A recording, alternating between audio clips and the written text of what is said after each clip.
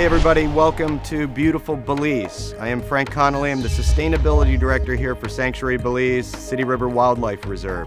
I'm shooting today here right in front of the savanna, which is this very unique ecosystem that we have as the heart and core of a conservation area that it makes up the City River Wildlife Reserve. The City River Wildlife Reserve is 14,000 acres. It is a bona fide land conservation trust, a nonprofit corporation, making up 14,000 acres. How big is that? 22 square miles. To give you some reference of how big that is, it's a Manhattan-sized piece of property that is set in conservation to protect a watershed that is off behind me here by about 5-6 miles, as well as all the way down the City River out to the beautiful Caribbean. And when you have the two dominant forces of nature, mountain and ocean, sitting in such close proximity to one another in this small 22 square mile area, an amazing amount of biodiversity and interdependent relationships play out. And it is our responsibility in putting this development together, a literal city in the jungle, to make sure that our environmental impacts are limited to the sense that we do not break up the interdependent relationships of all the things that are happening from the mountains all the way out to the sea.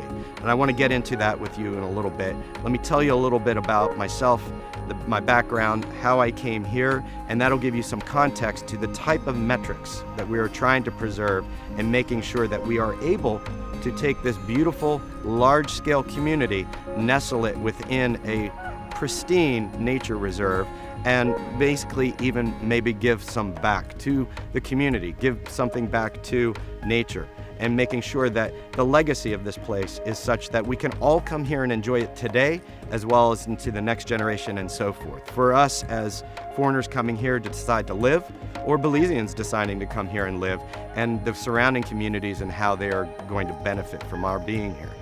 So to give you a little bit of background, as a sustainability director, one of the first questions is, well, what exactly are you doing as a sustainability director? Neat title. Well, the idea of it is that I work alongside in the master planning department to make sure that the sustainability metrics, the interdependent relationships between water and soil and sun, and our collective desire to be here are held in balance. And there are very specific things that can be done to make sure that any impacts that we have, we can mitigate. So I work alongside the development director, the master planner, Mark Mahaney, as well as our own core of Belizean engineers who every day live here, work here, and design piece by piece this beautiful and functional community that we're beginning right now. So where was I before I got here? And that is a critical question, because that gave me the context in coming into a place that was unspoiled. In 2007, I started a company called Peerless Green Initiatives, and basically we were development contractors for groups like United Nations Environment Program, United Nations Development Program, World Bank, IMF, these kind of intergovernmental organizations who are specialized in going into very, very damaged ecosystems and damaged communities for one reason or another, whether it be natural calamity or political strife, going into these areas and actually fixing something that was horribly broken. But in juxtaposition here at Sanctuary Belize, and what was so completely compelling to me is for the first time to look at an environmental impact assessment that starts with something that is pure, that is unmolested, that can be done in such a way that how can we go about making this beautiful reserve somewhere where we can live and not have a negative impact, rather than spending years and years and years in places in Southeast Asia, India, throughout the Asian subcontinent, and finding all these solutions that were half solutions because of bad planning from the beginning. And this gets back to what I was talking about and how we go about in the master planning department, measuring these metrics as we go along, accounting for the natural capital resource services that nature is providing us, and that seem to be free until they're taken away. Let me give you a great example. When my company was in India, we had a job up in Uttarakhand. Uttarakhand is in the furthest northern reaches of India, and it's a beautiful area that is in the highland steppes, reminiscent very much of the mountains that we have here in Belize, where people have for time immemorial been participant and lived as tribals, as communities, as small villages in these mountains, taking only as much as they need, giving back to nature what it needs in a harmonic balance. Well, about 10 years ago, the government of India did something that sounds pretty good. They had taken and they drew a circle on the map and said, this forest is now going to be this beautiful conservation area in the highland steppes of the Himalayas. Sounds good. +1 for conservation, right? Well, as a draconian measure, as part of that policy, everybody that was in the forest had to move out of the forest. So they dislocated about 20,000 people down into a valley, and that valley was where these people had to subsist for about a decade. And I'll show you one of the things that I learned and one of the things that I bring to the table here at Sanctuary Belize. And for me, it was a synergy between myself and the thoughts of our principal, our Belizean principal, Johnny Usher, who felt that if you don't provide an economy for people, they're going to create their own economy. If you go ahead and carefully guide the path of development to be inclusive of communities, to be inclusive of the people who should be able to take benefit of development, because development should be a free enterprise of individuals. And in this case, where you had those folks up there in the Himalayas that had been displaced, they had no economy. No economy was given to them. The only economy that they ever knew was going into the forest and living from the forest. And the forest, in turn, had part of its economy dedicated to those people having to live there in this interdependent relationship. Once that was broken, you had to find an economy for this community. So what did they do? They would go up into the hills into the night. They would poach a log from the forest, and they did this for about 10 years, taking one tree out at a time and selling that tree on the black market so that they could feed their wife, feed their kids, feed their community, and just subsist. That is not sustainable. What ended up happening a few years ago, the Leh cloudburst, a monumental biblical storm, comes out of the Himalayas, dumps 10 inches of rain in one 24-hour period. That is more than most of us could absolutely believe, and as much rain could be falling at one time in one place. Well, what happens? When you remove the hardwoods from a forest, trees do something more than just creating shade, more than just creating board foot length. It actually holds up hillsides. In this particular case, the entire hillside comes down on top of the village. What happens next? Companies like mine had to get involved to come in to the rescue to figure out how to get these communities back on their feet. And it was a very, very learning experience for all of us in my group that were working there. We see a lot in media, we read a lot in media about the people, planet, profit paradigm, 3 bottom line economics, sustainable economics. And that was a principal example of one that had not been planned out thoroughly from the beginning. And once that triangle of people, planet, and profit starts to degrade, once natural capital resources are taken for granted or have to be exploited for communities to be sustainable, then we find that how things break down. And make no mistake, all the costs and all the encumbrances that we have tail back through to us, and those costs that we have to do to fix things that are broken because of a conventional system that we've been using, they come back to us in taxes and far more expenses than we absolutely need to have a sustainable community. So with that kind of background, I came to this place, Sanctuary Belize. I was here on a consultation basis, and I met Johnny Usher.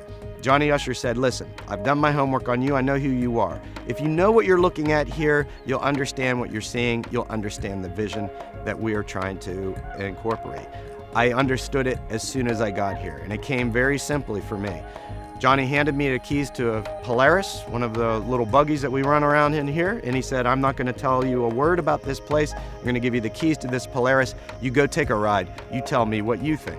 So I was out here, out on the savannah, 4,000 acres of conservation area. I understood the mechanism of the savanna. It's basically the world's perfect water cartridge. I understood that the mountains that we have to the west of us are basically the area where you get a tremendous amount of rainfall. We get about 90 inches of rain here on the plains. We get about 120 inches of rain up on the hills, and it conveys very slowly across this savanna.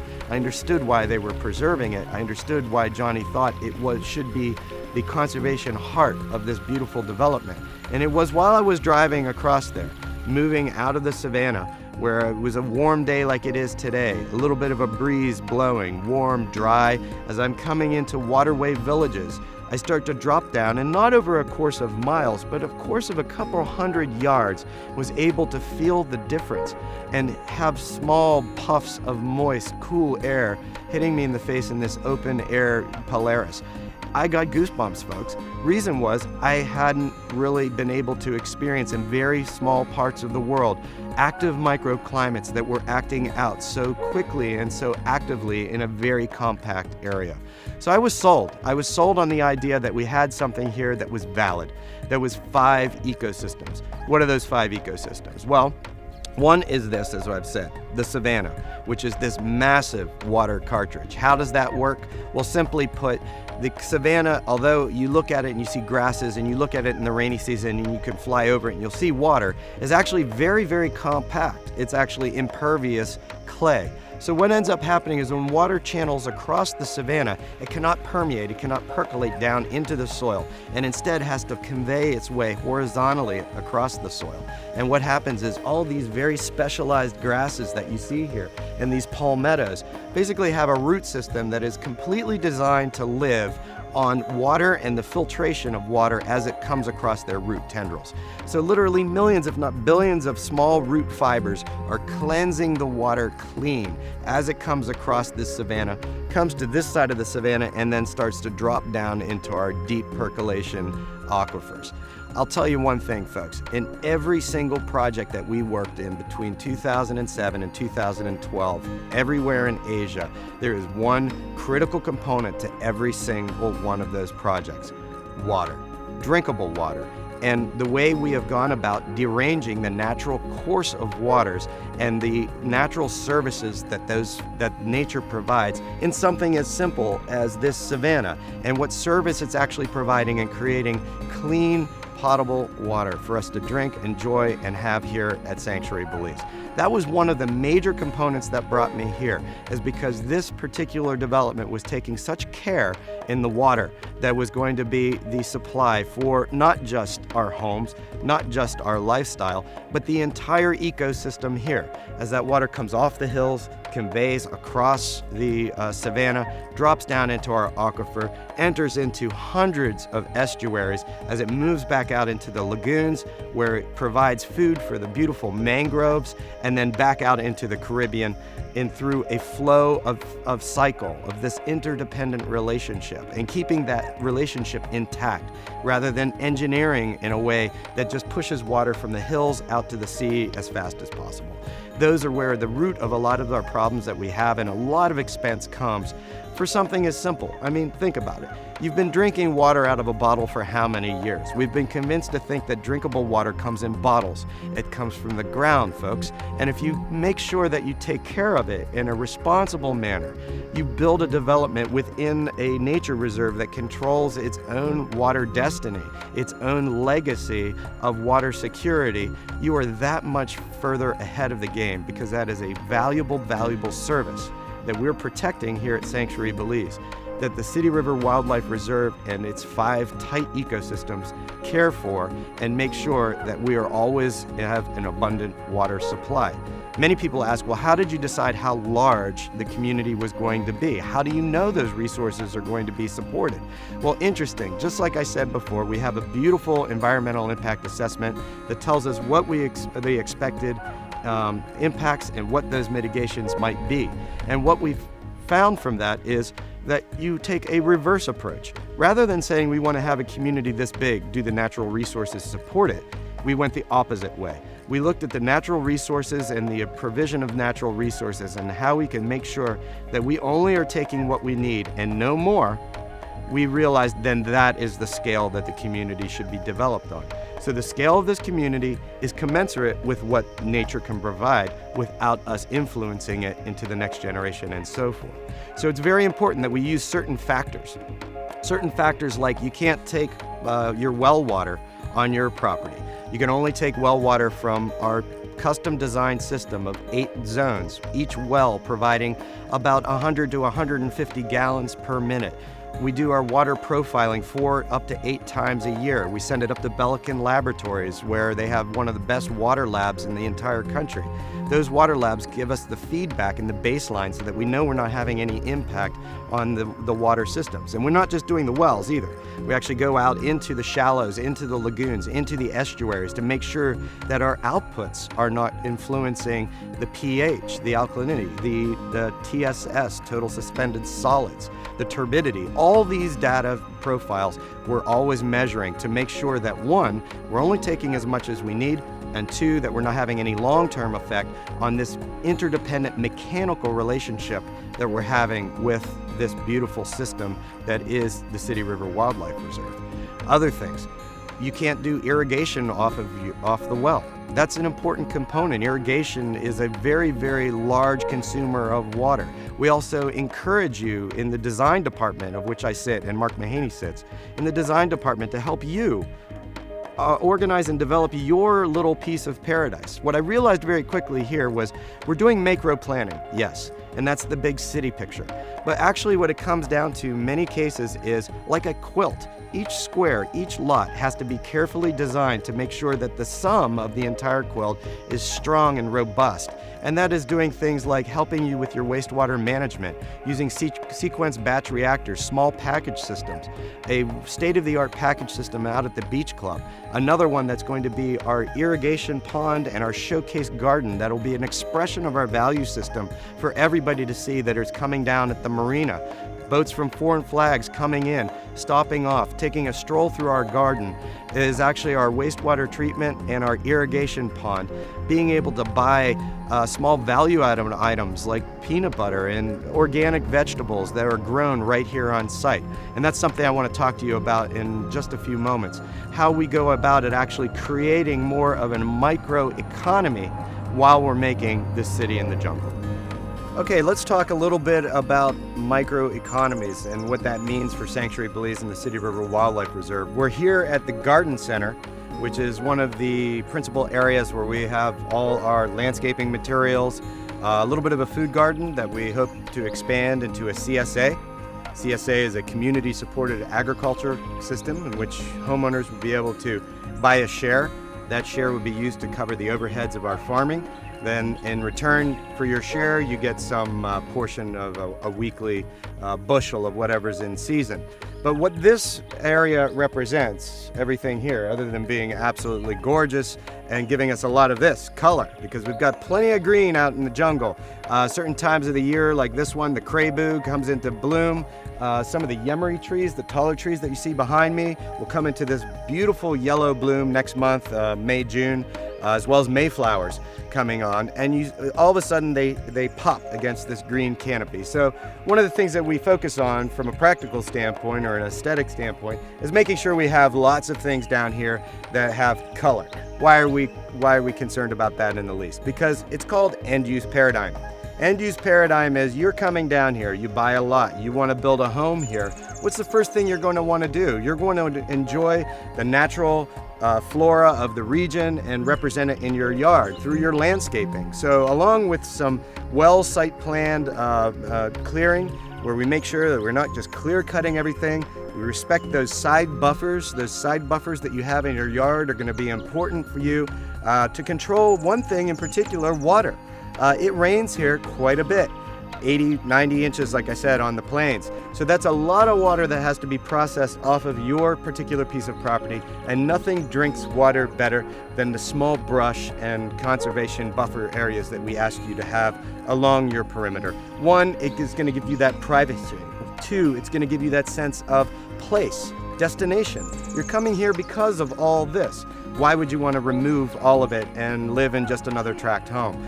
Of course, you're living within a nature reserve. We can never forget that. And part of living in a reserve and being in somebody else's country, the beautiful country of Belize, its people are very welcoming and open arms for anybody who comes to their country that is willing to be participant in the development of the country. And this very garden center is doing that. Let me explain to you how. I can give you an example. All that you see here, this landscaping material, is all going to eventually be potted up, taken to somebody's yard here or one of the common areas, planted and maintained. And that takes people. The people that we take, and 18 or 20 of them that work here every day, are tending to these. We have a small greenhouse and we're going to expand that so that we're able to have a bigger variety and more shoots. We harden them out here on the property, about 10 acres here, another 20 acres down further to our west, where we'll be able to have a bigger garden. Bigger gardens because you need and the demand is such that people are now coming in, starting to build, wanting landscaping materials. That's the end use paradigm. The other end of that paradigm is every one of these plants represents jobs.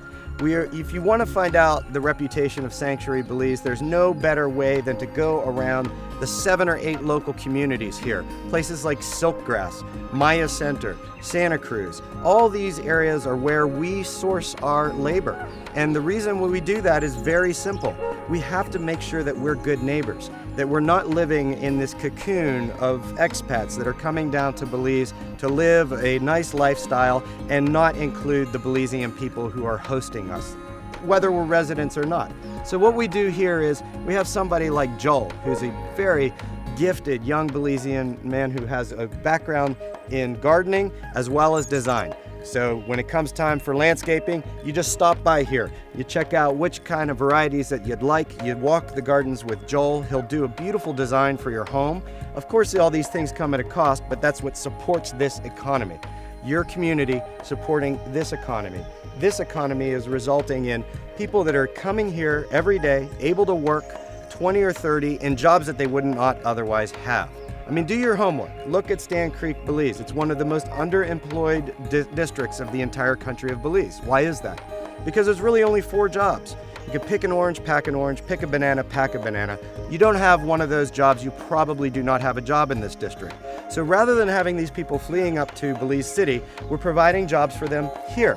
Right on the other side of the river, less than a mile away, is City River Village. We bring them over just not far from here, across the river on a little ferry boat every morning. And we also take them back home at night. What that allows them to do is have an income here, be able to go back to their own villages and bring that prosperity back to their village. And that way they can even tuck their kids in at night. It's a beautiful story because it's the right thing to do. I can tell you, having gone to Guatemala and been asked to go and look at a beautiful development there, they wanted a green rating from our company. We went over there and my report started before I even entered the gate. When I got to the gate, I see a gate. Of course, we have security here. You have to check who's coming in and out. But it was the character of the gate. 12-foot walls that went on as far as the eye could see in both directions. Razor wire on top of those walls. And every 100 yards or so, a chap with a shotgun. That's not the type of community that we have here because we don't need it. It goes back to what I was talking about before. If we don't create an economy, people will create their own economy. They will look at you as an economy. It's called disassociation tolerance. And the way to avoid that is to do things like this. Here at this beautiful garden center, a community-supported agriculture, the showcase gardens that we'll have down at the marina, where you'll be able to go in, walk through these beautiful gardens, and we'll be inviting vendors from all over to come in and trade their wares, do some of their value-added crafts. That way they don't have to get on a bus and go 40 miles away and hope to sell 1 jar of peanut butter or 1 jar of Krabu jam. They'll be able to have a central location where we, as the custodians of this community, will be able to reap the benefits of all these beautiful things of Belize, and then those people that are just our neighbors around us will be able to enjoy the benefits of us being here into perpetuity, legacy for them, that they can send their kids to school and have the incomes that come with these type of projects. That's what Sanctuary Belize is all about. It's not just about the flora and the fauna, but it's the whole package, the people, planet, profit paradigm. Let me take you down to the wood shop and I'll show you the sawmill, and you'll get an idea of one other area where we're doing the same type of end-use paradigm microeconomy building for this beautiful area. Okay, we're here at the Sawmill at Sanctuary Belize City River Wildlife Reserve. Again, one more microeconomy that I'll explain to you a little bit about, but also part of something very important, our biomass program. A biomass program in this case is every time we cut down some roads and clear in some roads, we end up with a lot of these trees. But we upcycle them. We take them, those trees, cure them from here, they go into the sawmill, into boards. Some of those boards become like pine boards, for form boards for pouring concrete for the builders. Others go up to the cabinet shop, which is just maybe a mile from here on the other side of the property, where some fine craftsmen can turn your dreams of Belizean hardwood furniture, cabinetry, you name it. Come down to our beach club. We've got picnic tables that are made from Santa Maria wood, sapodilla floors like the wood that you see curing behind me, cabinetry, mahogany deck chairs, you name it. There's a lot of furniture that we have to make, a lot of cabinets that we have to make just for the development alone, but also for you as the homeowner that come here when you're building your home. You've got your landscaping, check that off as the box. Next box, cabinetry, furniture. You can have it all done here from trees that came from this property. It creates a very special relationship, whether it be a tree from your own yard that has to be removed so that you can build your home, or it's one of the trees that had to come down to create the roads. But it also goes beyond that. A lot of times we have bramble and so forth. We char that down. That char is valuable as a microorganism collector. Char works almost like the coral reef, giving a matrix for micronutrients to grow on and improving the soil that we have up at the garden center, for example. So all these things are interrelated. They also are necessary mitigations that we have to have for our environmental impact. One of the first consultancies that I came down on for this project was quite unique. They wanted to see if they could achieve energy independence. On a grid here at 28 cents a kilowatt, obviously things like solar make a whole lot of sense for alternate energy. But we were also looking at creating something that we were doing in one of my projects overseas in Asia, biogas, utilizing biochar and actually charring down through a process called pyrylation and creating energy from either agricultural waste or wood scraps. Any of these things can be then utilized into producer gas. And once in producer gas, you can fire generators, you can fire engines, you can create energy for a fraction of the cost of the grid energy. Those are things that are coming over the next horizon here at Sanctuary Belize. Obviously, we have to take these things one step at a time. It's a big, big project, ambitious. Mark Mahaney once said, name me one other city that you can say has been built between 3 to 5 years, and that's a great point to make. But we're starting from the beginning and realizing that when we're cutting in these roads, we're taking out something that is a valuable asset of the development, and it's this beautiful wood. 7 different varieties of hardwood here in Belize. Belize took the encouraging action of saying that they were going to protect their forests. They took 1/3 of the country and put it under conservation. Interestingly, because of families like the Usher family and the culture of Belize, there's over 125 square miles of the country that are held in private conservation. One of those is this, the City River Wildlife Reserve. And honestly, folks, from what I have been able to gather in my time overseas and a lot of these projects, there are 3 types of people that you can count on in understanding that dynamic relationship that occurs between nature and human economy. Natural economy and the mechanics and interdependent relationships and human economy. Those 3 people are forests, farmers, and fishermen. And fortunately for us, our principal, and very much the reason I'm here to begin with, is because Johnny Usher and his family fall into 2 of those categories. They were farmers and they were fishermen. In the shrimp industry, his grandfather brought over the very first stock of Jamaican heat-tolerant citrus that started the citrus industry here in Belize. And those are the people that you can count on to have that deep understanding of if you start taking too much, you start becoming too intensive in your farming, too intensive in your fishing, and you're not accounting for the value of nature, then it's going to come back on you. There will be one reason or another, the agriculture will fail or the shrimping will fail. Everything has to be held in a very key balance. So it's the reason that we have these type of systems and these type of programs that we are encouraging starting from the beginning so that they can evolve with the community. And also, one other thing, when the country of Belize took 1/3 of the country and said those are under conservation, They also said no more commercial exportation of hardwood furniture. They didn't want to go down the road of Honduras, who had taken out 1/3 of their forest within 10 years because they looked at a single line economy for their country, and that was the exportation of furniture. And the exportation of furniture led to what? The depletion of their entire forests. And you look at their rivers and you look at the flooding and the problems that they're having now, all attributable back to a bad decision that Belize avoided. However, just like the story that I told you from Udakan, you've got people that are part of that economy, skilled craftsmen who no longer had jobs at any factories that exported furniture. Well, guess what? They're coming in from all over the country. We've got almost 20 skilled craftsmen that are working right here at our wood shop, here at this sawmill, at the fine furniture shop, and they're exercising their skill and they're training new generation of Belizeans to be fine woodworkers. It's a beautiful paradigm. It's that 3 bottom line that we're looking for. And I invite you all to come down here, take a look at the beautiful things that we're doing here as part of our biomass project now and into the future. Legacy again.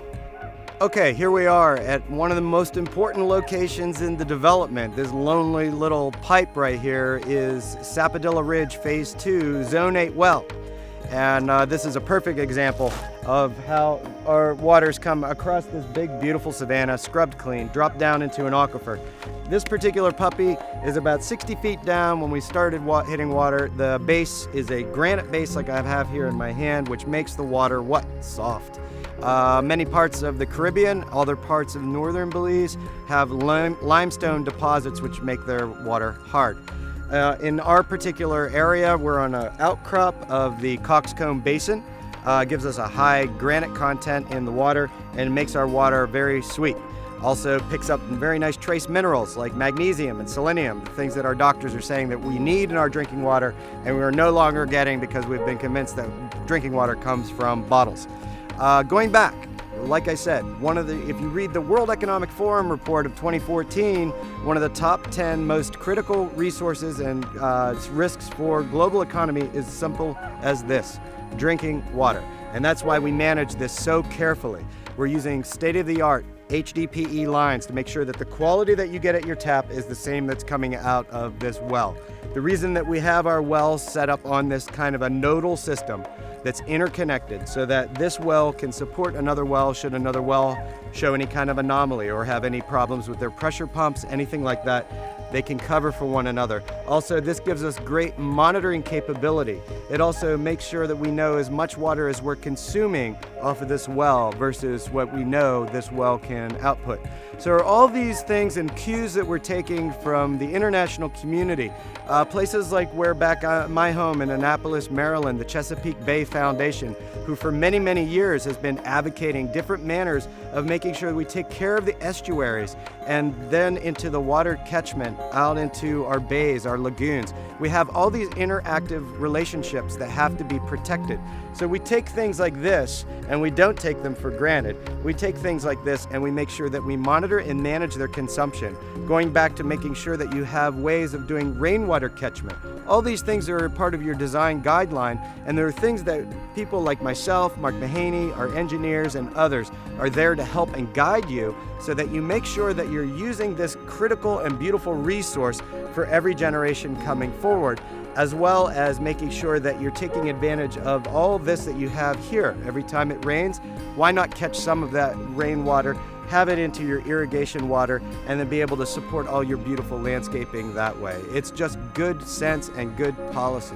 When Aldo Leopold talked about a land ethic, he talked about the trinity of water, soil, and sun, and our relationship with those three, interdependent, making sure that we're accounting for the value of these things and making sure that we're not taking more than the next generation needs. And that next generation doesn't just include us as humans, but also the flora, the fauna, the little fox that shows up for a snack in our backyard, all those great things that have to be able to stay intact in order for us to have this beautiful pyramid and this beautiful 5 eco lifestyle. And it starts right here. There's nothing more critical than water. That's why we take such good care of it. We're so cautious in how our use is and making sure we monitor it and make sure that we're adopting best practices. It's a global movement right here, folks, and we're starting it right here at Sanctuary Belize. Okay guys, I hope that has given you a little bit of context about this big, beautiful property, the value system that we're trying to incorporate at the master planning level where it needs to be done. You can implement these things in the front end of a project like this, and the legacy of that decision making. Things like the HDPE lines, the garden center, the wood shop, these are all value added items, but they also integrate very well into something that we're trying to promote. It's simple, folks, a land ethic. It's something that has been buried in our DNA for a very long time, and it's something we need to rekindle. Because since the mechanized age, we have been convinced that the only way to go about things is the conventional method of take, and not worry about nature, and thinking that nature will just continue to give indefinitely. We now know that that was a bad mistake, and that's okay, because we now have the benefit of some superior technology that the mechanized age delivered to us. And utilizing that technology and our new understanding of this deep, complex interrelationship between we as humans and nature as an entity, as a stakeholder, as something that needs to be engaged at the table and considered, and how much the nature can provide without us asking too much of her. And this is what our goal is here at Sanctuary Belize, for it to actually be sanctuary, for you to be able to come back. For my young son who's 7 years old, I want him to come back when he's my age and have the same, if not a better, experience here in loving and beautiful Belize. Thanks so much. Enjoy your stay at Sanctuary Belize. And if you're not here, we look forward to seeing you soon. Thanks so much.